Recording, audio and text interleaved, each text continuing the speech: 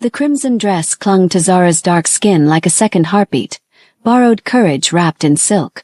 She wasn't supposed to be here, in this glass tower that pierced Seoul's night sky, waiting for a man whose name made politicians whisper and rivals disappear. But desperation doesn't ask permission, and Zara Thompson had run out of choices 3 days ago when her student visa rejection letter arrived. Behind her, expensive shoes whispered against marble. A turn. Min Hyuk stood in the doorway, and the air changed. Not the way it shifts before a storm, but the way it stills before an execution. He was tall for a Korean man, dressed in black that made him look like he'd stepped out of shadows and decided to stay. His face was all sharp angles and cold beauty, the kind that made you forget to breathe. But it was his eyes that trapped her, dark and fathomless, holding secrets that could bury cities. "Miss Thompson." His voice was silk over steel. His English perfect but touched with that Seoul accent that turned every word into something dangerous. "You came. You didn't give me much choice," Zara managed, though her voice shook. "Marry me or get deported. That's not really an offer, Mr. Min. That's extortion." Something flickered in those dark eyes. Amusement, maybe. Or respect. "In my world, they're the same thing." He moved closer, each step deliberate. "I researched you. Graduate student in Korean literature. Full scholarship until your sponsor mysteriously withdrew funding. Visa revoked without explanation. No family to help you, no money to fight it. You have 9 days left in Korea." Her stomach dropped. "How do you know all that?" "I make it my business to know everything." He stopped 3 feet away, close enough that she could smell his cologne, something expensive and dark. "I also know you've applied to 17 different programs, contacted immigration lawyers, even tried calling your embassy. Every door closed, every path blocked. Tell me, Miss Thompson, do you believe in coincidence?" The truth hit her like cold water. "Ooh, you did this. You got my funding pulled." "I created a problem," he said calmly, "so I could offer you a solution. Don't look at me like that. I'm not a good man, but I'm an honest one. I needed a wife. You needed to stay in Korea. I simply made sure our needs aligned. You destroyed my life to manipulate me into marrying you." Anger burned through her fear. "What kind of monster are you? The kind who gets what he wants." He pulled out a small black box from his jacket, opened it. A diamond ring caught the light, throwing stars across the walls. "The kind who will give you permanent residency, a generous monthly stipend, a penthouse to live in, and complete freedom to finish your degree. All you have to do is wear my ring, attend events as my wife, and ask no questions about my business. 2 years. Then we divorce quietly, you keep your residency, and I give you enough money to start any life you want. And what do you get? Legitimacy. A beautiful, educated foreign wife makes me look like a respectable international businessman instead of what I actually am." He stepped closer. "Which is something you should never ask about." Zara's hands trembled. Every instinct screamed to run. But where would she go? Back to Lagos. Back to her aunt's cramped apartment where her mother's medical bills were drowning them. Back to a future that felt like suffocation. "Why me?" she whispered. "Really?" Min Hyuk was quiet for a long moment. 3 weeks ago, at the immigration office. Everyone looked away when I walked in. Fear, disgust, shame. But you. His eyes held hers. You looked me straight in the face and smiled like I was just a person. Not a monster. Not a criminal. Just a man. He pulled out a contract, set it on the glass table between them. I need someone who can do that convincingly in public. Someone who won't cower or cringe when I touch them. Someone who can make the world believe I'm capable of love. Are you? The question escaped before she could stop it. Something passed across his face too quick to name. No, but you can make them think I am. That's all that matters. Zara looked at the contract, at the ring, at the man who'd orchestrated her destruction and called it an opportunity. She thought of her research, of the tiny apartment in Hongdae she'd have to leave, of the cherry blossoms she wouldn't see bloom, of her mother's voice on the phone last week saying the treatment was working. Please don't come home yet, finish your dreams. At 11:47 p.m. on a Wednesday night, Zara Thompson signed her name next to Min Hyuk's and became someone she didn't recognize. Before we continue with Zara and Min Hyuk's story, do me a favor. If you love Korean romance stories with that perfect mix of danger and desire, hit that subscribe button for Unfold Korean Stories. Drop a comment telling me where you're watching from. My sister said I'd never reach 10,000 subscribers. Let's prove her wrong together. Now let's see what happens when fake becomes real. The wedding took place in a villa that seemed to float above the Han River. All traditional Korean architecture meeting modern glass, old soul wrapped in new skin. Only 5 people witnessed their vows. Min Hyuk's 3 lieutenants, men who looked like they could kill you 17 different ways without breaking a sweat, an elderly officiant who'd clearly performed ceremonies he'd rather forget, and Zara, standing there in a modern hanbok the color of fresh blood. When she'd first seen the dress that morning, she'd almost cried. It was the most beautiful thing she'd ever worn, and she was wearing it to marry a stranger who'd blackmailed her into this moment. The irony tasted like ashes. Min Hyuk stood at the makeshift altar in a black suit that probably cost more than her entire education. His hair was swept back, revealing the aristocratic lines of his face, and when she walked toward him, his eyes tracked her movement like a predator watching prey. But there was something else there too, something that made her breath catch. Hunger. Not the crude kind, but something deeper. Possession laced with something almost like wonder. The ceremony was in Korean. Ancient words about duty and union that she only half understood. But she understood the weight when Min Hyuk said, "I do" in English for her benefit. It sounded less like a vow and more like a promise or maybe a threat. Then he produced a ring, antique gold, intricately carved. "This belonged to my grandmother," he said loud enough for the witnesses to hear, but his eyes never left Zara's face. "She was the only person who ever looked at me like I was worth something." He slid the ring onto her finger, and the metal was warm, like it had been waiting for her. Then he leaned close, his breath hot against her ear, and whispered words that changed everything. "From this moment, you belong to my world, and I protect what's mine." The kiss that sealed their marriage wasn't what she expected. It was soft, almost questioning. His hand cradling her face like she was something precious instead of purchased. For just a moment, Zara forgot the contract, the manipulation, the performance. For just a moment it felt real. Then he pulled back, and the walls were up again.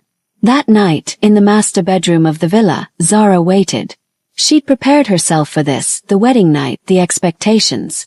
She was his wife now, at least on paper. She knew what that meant. The door opened. Min Hyuk entered, already loosening his tie. "Sit," he said, not unkindly, gesturing to the low table by the window. Confused, she obeyed. He disappeared into another room, returned with a tea service. The scent of jasmine filled the air as he poured with practiced precision. "Drink." She took the cup with shaking hands. "I don't understand. I know what you expected." He poured his own cup but didn't drink, his dark eyes studying her face. "But I won't touch you. Not tonight. Not any night until you want me to." The relief was so intense she almost dropped the cup. "The contract says you'll be my wife in public," he continued. "It says nothing about private. What happens here?" He gestured to the space between them. "That's not something I'll take. It's something you'll give when you're ready." "Why?" The question came out as barely a whisper. His laugh was bitter. "Don't mistake this for kindness. It's selfishness. I've taken many things in my life, Miss Thompson. Land, money, power, lives." His eyes went darker somehow. "But I won't take this. Not from you." He stood, set down his cup. "At the immigration office when I first saw you, I told you I'd give you all 13 inches. Do you remember?" Heat flooded her face. She'd been too terrified to process it then, but now the words echoed in her mind, and she couldn't meet his eyes. "I wasn't talking about what you think," he said, that ghost of a smile touching his lips. "When you understand what I meant, you'll come to me on your own. Not because of a contract, not because you're afraid or desperate, but because you choose to." He walked to the door that connected to another room, paused at the threshold. "Sleep well, Mrs. Min, tomorrow. The real performance begins." Then he was gone, leaving her alone with jasmine tea and a mystery that burned hotter than any touch. Life in Min Hyuk's penthouse was like living inside a diamond, beautiful, cold, and cutting. The apartment occupied 3 floors of a Gangnam skyscraper, all black marble and chrome, floor-to-ceiling windows offering a 360 view of Seoul sprawling below like a circuit board of ambition. Zara quickly learned the rhythms. Mornings, Min Hyuk would disappear into his study or leave entirely, flanked by his lieutenants. Sometimes he'd return smelling of cigarette smoke and something metallic she didn't want to identify. Afternoons, men in expensive suits would arrive for closed-door meetings where voices occasionally rose to dangerous volumes. Evenings, sometimes he'd sit across from her at dinner, silent and distant. Other times, his chair stayed empty until dawn. She was a ghost in a glass cage. The only constant was Jay, the youngest lieutenant, who served as her shadow. Polite but distant, always 3 steps behind. "Can I go outside?" she asked him on day 5. "Not alone.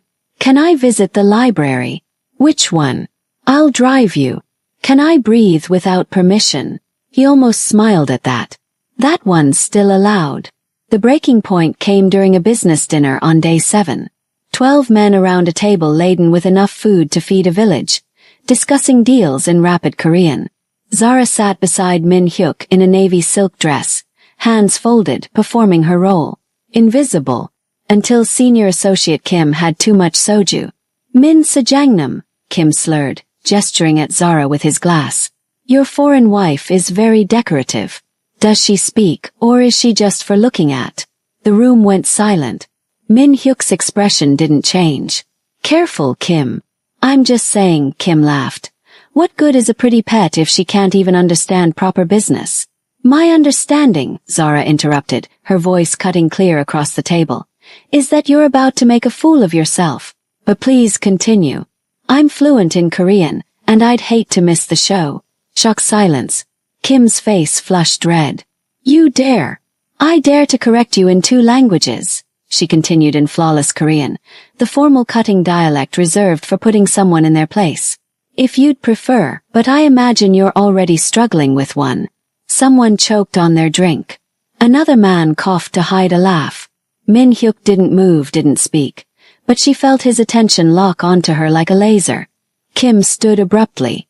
"Min Sajangnam, your wife needs to learn respect." "Associate Kim." Min Hyuk's voice dropped to a register that made the temperature plummet. "I believe you're leaving." It wasn't a suggestion. After Kim left and the dinner continued, Zara could feel Min Hyuk's eyes on her for the rest of the night, burning into her like a brand. At 2 a.m., she was in the library when he found her. "My study. Now." She followed him through the darkened penthouse.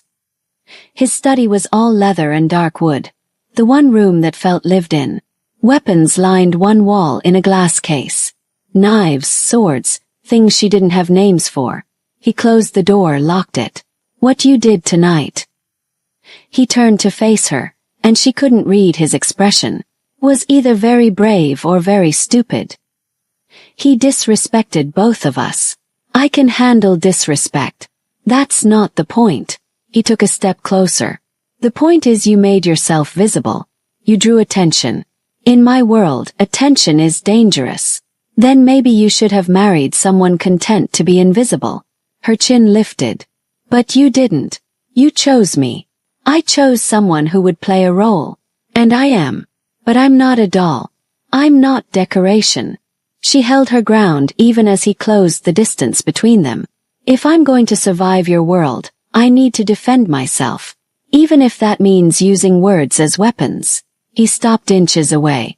Close enough that she could smell his cologne, feel the heat radiating from his body. "You have no idea the danger you're playing with." Something reckless ignited in her chest. Maybe it was 7 days of suffocation. Maybe it was the wine. Maybe it was the way he was looking at her like she was a puzzle he couldn't solve. "Then teach me," she whispered. The words hung between them like a lit match over gasoline. For a long moment he just stared. Then slowly Min Hyuk smiled. Not polite, not restrained. Real. Dangerous and delighted and devastating. "You're not afraid of me." "I'm terrified of you," she admitted. But I'm more afraid of disappearing. His hand came up, fingers tracing her jawline with devastating gentleness. The touch sent electricity racing down her spine, made her breath catch. Everyone in my life either fears me or uses me, he murmured. But you look at me like I'm human, even when you're angry, even when you should run. Where would I run to? His thumb brushed across her bottom lip. You're trapped in my world. And tonight I decided to stop being prey. His smile widened, sharp and beautiful. That's the most interesting thing that's happened to me in years. Then he stepped back, leaving her dizzy. Go to bed, Zara. Tomorrow we have a charity gala. Now that you've shown your teeth, everyone will be watching to see if you'll bite again. She moved toward the door, but his voice stopped her. Zara, he turned. He leaned against his desk, arms crossed, looking more relaxed than she'd ever seen him. For what it's worth, what you did tonight, that was the moment you became my wife. Not the contract, not the ceremony. That. The wall between them had cracked, and neither could pretend anymore this was just a transaction. 3 nights later, Zara woke to an empty bed and the sound of rain hammering glass. 3:47 a.m. Min Hyuk's side was cold. He'd been gone for hours. Through the penthouse's glass walls, Seoul glittered below like scattered diamonds. He wasn't in his study, wasn't in the living room. The elevator panel showed the rooftop access light illuminated. She didn't think. Just stepped into the elevator and rode up into the storm. The rooftop was a private garden, trees and planters, stone pathways, a reflection pool rippling under the downpour. And there, on the edge where only a glass barrier stood between him and a 100-story fall, sat Min Hyuk. He was soaked, his white shirt transparent, revealing what she'd never seen before. A massive tattoo covering his chest and shoulders, intricate geometric patterns spiraling outward from his sternum, beautiful and terrible. His hair hung wet across his forehead. An empty whiskey bottle lay beside him. You shouldn't be here, he said without turning. Neither should you. She walked toward him, rain immediately soaking through her nightgown. It's almost 4 in the morning and you're sitting in a storm. Fitting weather. He finally looked at her, and what she saw in his eyes made her breath catch. Pain raw and endless. Go back inside. Not without you. He laughed, bitter and broken. Always so stubborn. Don't you know by now? People who stay close to me don't survive. She sat beside him on the cold stone. What happened? Today's date. He stared out at the city. 4 years ago. The day I killed the only woman I ever loved. The confession hung in the rain-soaked air. You didn't. I did. His voice cracked. Her name was Jiyoon. We grew up together. She knew what I was, what I'd become, and she loved me anyway. Stupid, beautiful Jiyoon who thought she could save me from myself. He reached for the empty bottle, let it roll away. I was meeting with a rival syndicate. Negotiations that went bad. She wasn't supposed to be there, but she followed me because she was worried. When the shooting started, she threw herself in front of me. His hand pressed against his chest, fingers digging into the soaked fabric. The bullet was meant for my heart. Perfect shot. Would have killed me instantly. But Jiyoon. He squeezed his eyes shut. I held her while she died. Told her I loved her. Promised I'd follow her. But I didn't. I'm still here, and she's been gone 4 years. Zara's throat tightened. After she died, I got this. He unbuttoned his shirt with shaking hands, let it fall open. The tattoo sprawled across his chest, intricate and beautiful. But now she saw what she'd missed. Hidden in the center, beneath all the ink, was a scar. Small, round, positioned directly over his heart. I took the bullet that killed her, he said, touching the scar with reverent fingers. Had a surgeon embed it in my chest, then covered it with this. A lotus blooming from mud. He gestured to the tattoo. Beautiful things growing from violence. Except it's a lie. Nothing beautiful grows from what I am. The vulnerability was staggering. This man who made politicians whisper and rivals disappear sat before her completely shattered. Zara didn't think. She reached out and placed her hand over the tattoo, over the hidden scar, over his heart. She felt it beating, strong and steady. "Do you know what the lotus means?" she asked softly. He shook his head. "It's the only flower that blooms from mud. It grows in the dirtiest water, pushes through darkness, and still opens toward the light." She met his eyes. "You loved her. You lost her. You carry her with you every day." "That's not a lie, Min Hyuk. That's human. I'm a monster. You're a man." Her thumb stroked across the inked petals. "A man who's been through hell and is still here, still breathing. Still capable of more than you think." Something in his expression crumbled. The walls he'd built around himself for 4 years began to crack. "She'd hate who I've become," he whispered. "The things I've done. Maybe," Zara didn't lie to him. "Or maybe she'd understand you survived the only way you knew how." The rain continued its assault, but neither moved. "I brought you into this world," Min Hyuk said, his voice breaking. "Into my darkness. Told myself it was just business. But tonight, sitting here, all I could think was..." His hand covered hers on his chest. "What happens when the bullet comes for me again and you're standing too close?" "Then I duck," she said simply. He stared at her like she'd spoken a language he'd forgotten. Then impossibly he laughed. Wet and raw but real. "You're insane. I married you, didn't I?" His free hand came up to cup her face, thumb brushing her cheekbone. Rain streamed down both their faces. "I don't know how to do this. How to care about someone without destroying them. Then we'll figure it out together." She turned her face into his palm. "You don't have to be hollow anymore. You just have to let someone in." For a long moment they sat in the rain, her hand over his heart, his hand cradling her face. Then slowly, Min Hyuk pulled her against his chest. His arms wrapped around her, tentative at first, then tighter like she was the only thing keeping him anchored. She felt his heart hammering against her cheek, felt his breath hitch, felt the moment something inside him finally broke open. "Thank you," he whispered into her wet hair. "For what? For not running.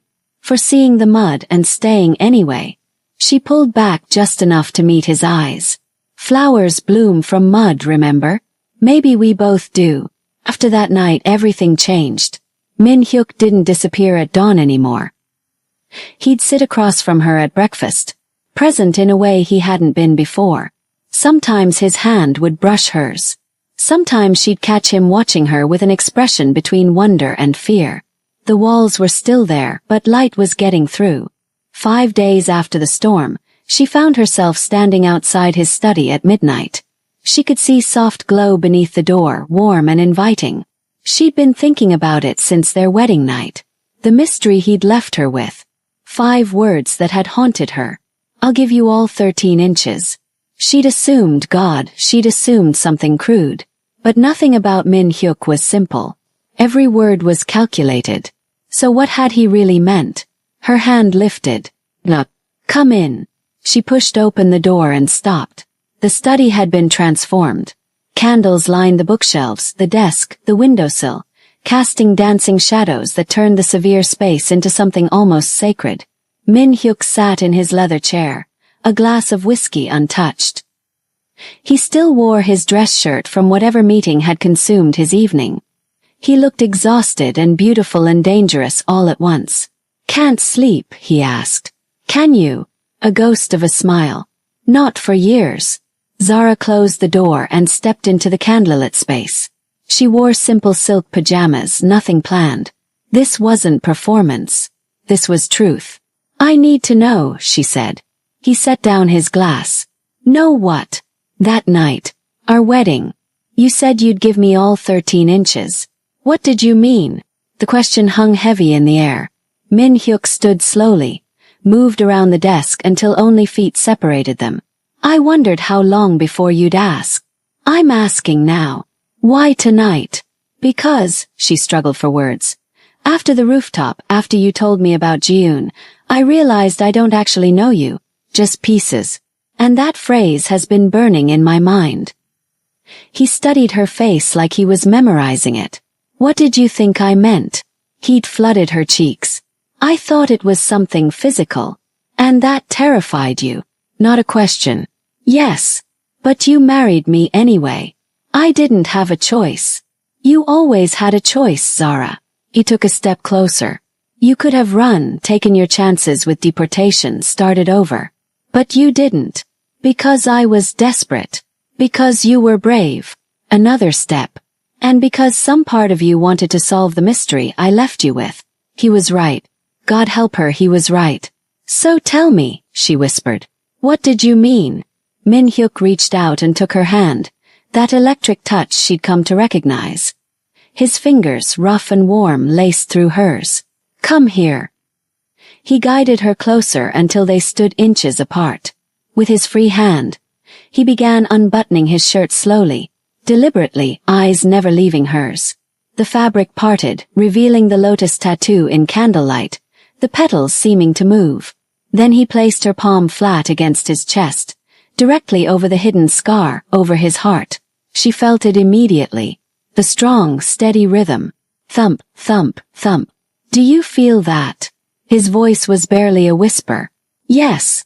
The human heart measures approximately 13 inches when it beats. From the first chamber to the last. From where blood enters to where it's sent back into the world. His eyes held hers with devastating intensity. That night I wasn't talking about anything else. I was warning you, promising you that I would give you all of it. Every beat, every broken piece. The fierce parts, the protective parts, the parts that scare even me. His free hand came up to cradle her face, impossibly gentle. I'll protect you with my life. That was my first promise. But tonight, my promise is that I'll love you with the same fierceness. Every inch of this heart, he pressed her palm harder against his chest, belongs to you. The good, the bad, the beautiful, the ugly. All 13 inches. Forever. The mystery unraveled not into something frightening, but into the most profound confession she could imagine. This man who commanded empires built on fear was offering her the one thing he'd probably never given anyone. His whole, complete, vulnerable heart. Tears spilled down her cheeks. Min Hyuk, she breathed. That was all the invitation he needed. He leaned in and his lips found hers. The kiss wasn't timid. It was acclaiming but also a gift. Fireworks and coming home and the answer to every question she'd been afraid to ask. His mouth moved against hers with hunger and reverence, like she was both treasure and salvation. She kissed him back, her hands sliding up his chest, feeling the tattoo, feeling the heart that beat only for her. When they broke apart, both breathless, he rested his forehead against hers. It's yours, he murmured, voice thick with emotion. It's been yours since you looked at me like I was human. It'll be yours until my last breath. Zara smiled, the first real smile since this whole journey began. Then I'll take it. All 13 inches. And I'll keep it safe forever. Under a blanket of stars visible through the study windows. Their connection sealed. No longer an arrangement. A bond deep and wild and unbreakable. But before Zara could truly understand the man she'd married, before she could navigate his world of shadows, she needed to know how Min Hyuk became Seoul's most feared syndicate boss. The story written in scars beneath his lotus tattoo. The story that would change everything. Jeju Island was supposed to be their sanctuary. The villa perched on black volcanic cliffs overlooking the East China Sea. Isolated and serene. White walls, traditional stone architecture. Gardens filled with camellias and wind-bent pines. Min Hyuk had brought her here for what he called a honeymoon, though they both knew it was about keeping her safe while he dealt with territorial disputes that had turned bloody in Seoul. 3 days, he'd said. His hand on the small of her back as they arrived. Then we go home. That was 2 nights ago. Since then, they'd existed in strange liminal space. Not quite lovers, not quite strangers. He'd shown her waterfalls and lava tubes. They'd eaten fresh seafood in silence on the terrace while the ocean roared below. At night, he'd retreat to his room, but not before his fingers would graze hers in a touch that felt like a question neither was ready to answer. The revelation about the 13 inches hung between them like a drawn breath. Zara had almost worked up the courage to knock on his door tonight. Almost decided she was ready. Almost. Then the first window exploded. Glass shattered inward in a glittering cascade. Zara jerked awake as gunfire erupted.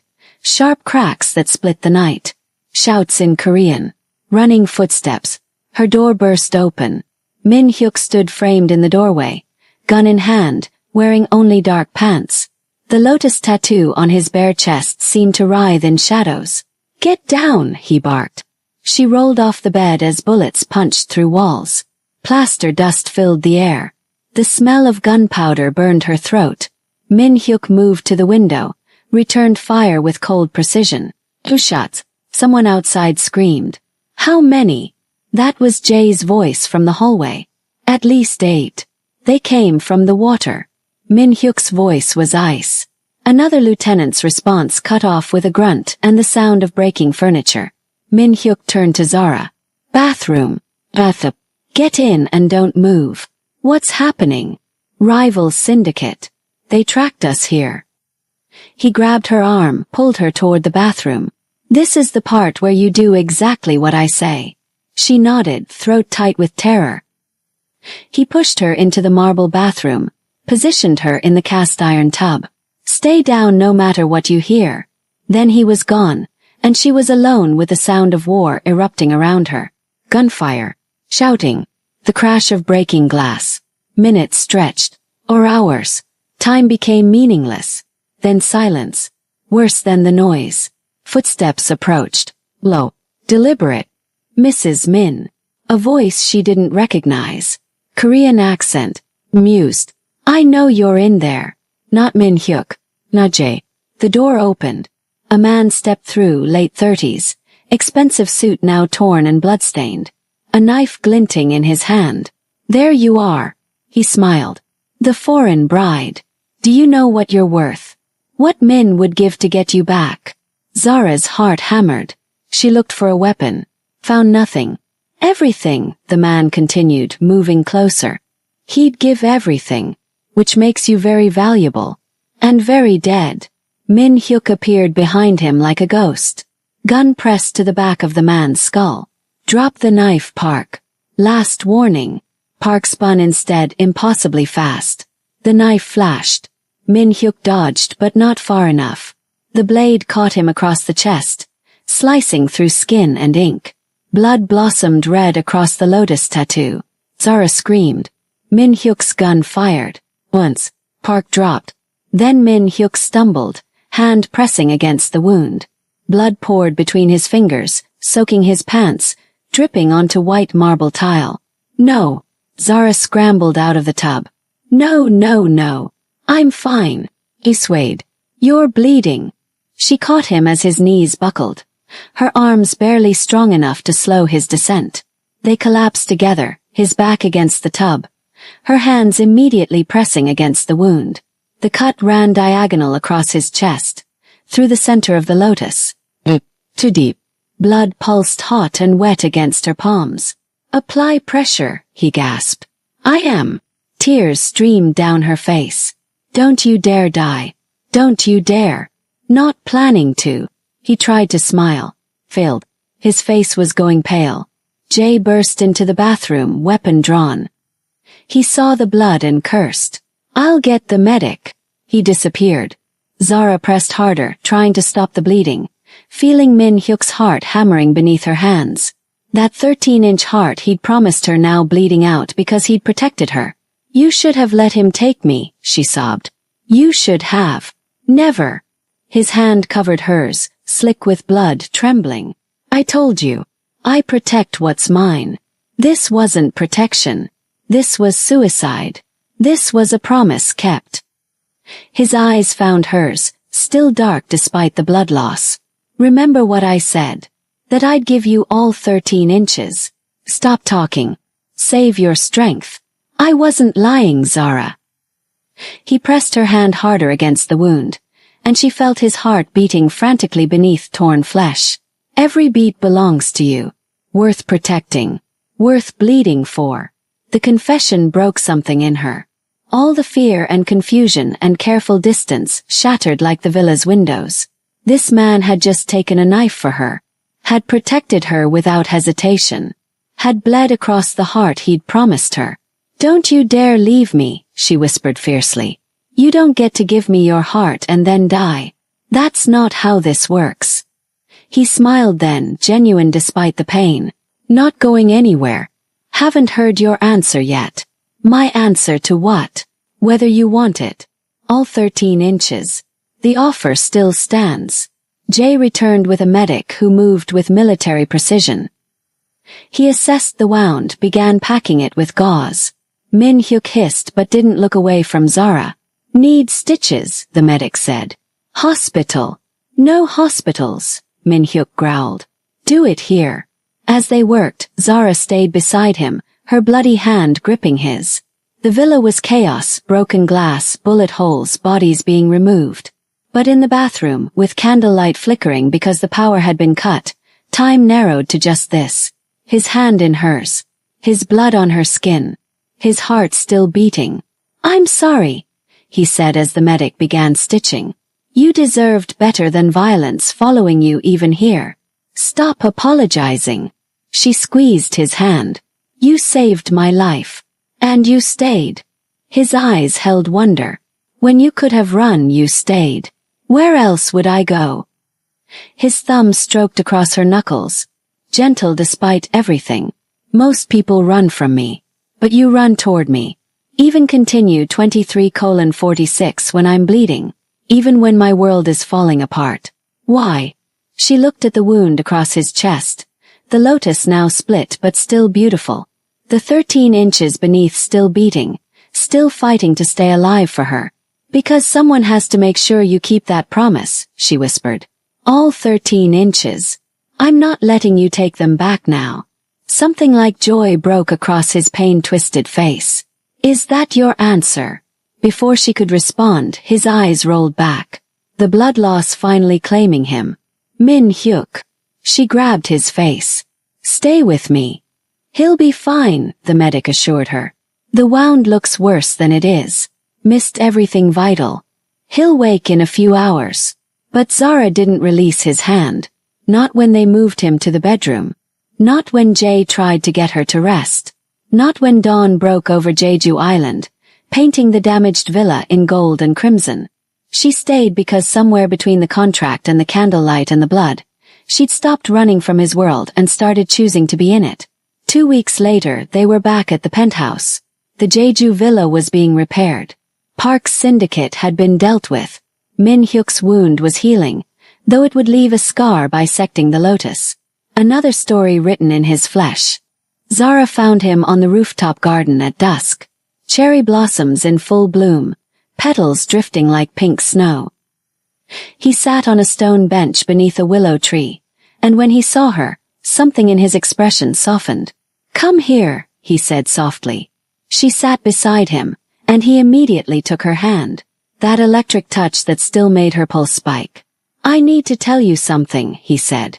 About Jiyoon. Zara waited, giving him space. I loved her, he continued, his voice steady. She was my first love, my childhood friend. And when she died, I thought I'd never feel anything again. That's why I got the lotus. To remind myself that even in mud, even in darkness, something could grow. He turned to face her fully. But the lotus was a lie. A beautiful picture covering something dead. Until you. His hand came up to cradle her face. You walked into my world and looked at me like I was human. You stayed when I was bleeding. You asked about my heart when you could have kept your distance. Min Hyuk. I love you. The words tumbled out raw and unguarded. I didn't mean to. It was supposed to be a transaction. But somewhere between the contract and Jeju and watching you refuse to leave my side, I fell in love with my fake wife. He pressed his forehead to hers. I love you, Zara. Every stubborn, brilliant, beautiful part of you. And I have no idea what to do except tell you the truth. The garden fell silent except for the gentle drift of petals. Zara's tears fell freely. She reached up and covered his hand with hers. Then let me be your light. Stop reaching for it. I'm already here. His eyes widened. Zara, I love you. Her voice was steady despite the tears. I fought it. Told myself it was survival or temporary insanity. But when you took that knife from me, when I thought I'd lose you, I realized I'd already given you something I didn't know I had. She placed her hand over his heart, over the healing wound. My heart. All of it. Just like you gave me yours. You mean all 13 inches. She smiled through her tears. I want them. Every beat, every broken piece, every dark corner you think is too damaged to love. I want all of it. I want you. For a moment, he just stared at her like she'd spoken a miracle into existence. Then he kissed her. Not the claiming kiss from their wedding. This was everything they'd been holding back. Weeks of tension and fear and longing released in a single moment. His lips met hers with devastating gentleness, like she was something sacred. His hand slid into her hair. Her hands found his chest, feeling the 13 inches beating wildly beneath her palms. The kiss deepened, slow and thorough and certain. He tasted like whiskey and rain and promises finally kept. When they broke apart, both breathless, he rested his forehead against hers. Say it again, he whispered. I love you, Min-hyuk. Every mud-covered, lotus-blooming inch of you. He laughed, the sound bright and disbelieving and full of joy. Then he kissed her again, softer this time. Reverent, we're going to rewrite the contract, he murmured against her lips. No end date. No divorce clause. What are you saying? He pulled back just enough to meet her eyes. I'm saying marry me again. For real this time. Not for visas or business or protection. Marry me because you love me. 'Cause I love you. Because we're both broken things that somehow bloom together. Zara smiled, radiant and certain. Yes. Above them, cherry blossoms fell like blessings. Below them, soul glittered with possibility. And between them, two hearts, 13 inches each, beat in perfect synchrony. The lotus had finally bloomed. The light had stayed. And the heart that had once been hollow now beat with fierce, eternal love. 6 months later, Min-hyuk brought Zara back to the seaside villa on Nami Island. No lieutenants, no guards. Just a place where the most dangerous man in Seoul could be simply human. Where he could be hers. She stood on the wooden deck watching the sun sink into the East Sea, wearing one of his white shirts, barefoot, her hair loose. 6 months ago, she would have carefully styled herself. Now she knew he preferred her like this. Unguarded. Real. His arms wrapped around her waist from behind. Come inside. I have something for you. She followed him inside where 13 candles were arranged in a perfect circle on the low table. White tall unlit. Sit, he said gently. She sat, and he sat across from her, producing a lighter. Do you remember? He began lighting the first candle. The night you asked me what I meant. I remember thinking you were insane. He smiled, that genuine smile that still made her heart stutter. Not insane. Terrified. He lit the second candle. I just bound myself to a woman I barely knew. A woman who looked at me like I was human when the rest of the world sees a monster. Third candle. Fourth. I thought I was clever. That I'd hook you with mystery. Fifth. But the truth is, I'd already decided that night. Looking at you in that crimson dress. Seventh. I knew I'd give you everything whether you wanted it or not. Ninth. 10th. You were supposed to be my shield. A wife to legitimize my business. 11th. 12th. Instead, you became my salvation. He lit the 13th candle. The circle was complete, glowing like a crown between them. 13 candles, he said quietly. One for each inch of the heart I gave you that night. Then he stood and began unbuttoning his shirt. She'd seen the lotus hundreds of times, traced its petals in the dark, kissed the scar that split it. But when the candlelight hit his chest, she saw something new. There, in the center of the lotus where the scar crossed, was a new addition. A small anatomical heart, precisely detailed, beautiful in its realism. And beneath it, in elegant script, Zara. Her name etched into his skin forever. When did you? Last week, while you were visiting your mother. He knelt beside her, took her trembling hand and placed it over the tattoo, over her name, over his heart. I wanted you to have it in writing. Permanent. Irrevocable. She felt his heart beating beneath her palm. That 13-inch heart that had kept its promise, that beat for her when she was scared, that bled for her in Jeju, that loved her despite every reason not to. Do you understand now? He asked. What I meant that night. She looked up at him. This dangerous, beautiful, impossible man who'd started as a stranger with a contract and become her home. You gave me all 13 inches, she whispered. Every single one. He pulled her closer until she was in his lap, wrapped in his arms, surrounded by candlelight. The good parts, the dark parts, the parts that remember Jiun, and the parts that are learning to love again. His forehead pressed against hers. I was hollow for so long, just surviving, not living. Then you crashed into my world and demanded I feel again. And God, Zara, it terrified me. Still terrifies me. Because loving you means having something to lose again. Then we're both terrified, she cupped his face. Because losing you would destroy me. But loving you makes me whole. He kissed her, deep and slow and certain. The kind of kiss that spoke of forever, of promises kept, of two broken people who'd found a way to bloom together. When they broke apart, he gathered her closer. Her ear pressed against his chest.